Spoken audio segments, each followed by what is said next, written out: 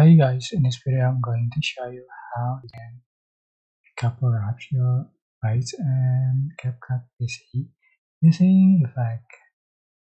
So I'm going to add photo to the track. So I'm going to cover up the face. So I'm using the body effect, just select body effect and scroll down or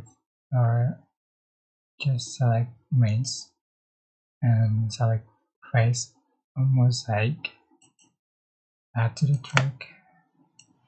You can see the face has been covered, and you can change for the range and the size. That's it. I hope this tutorial was helpful for you. Don't forget to like, comment, share, and also subscribe.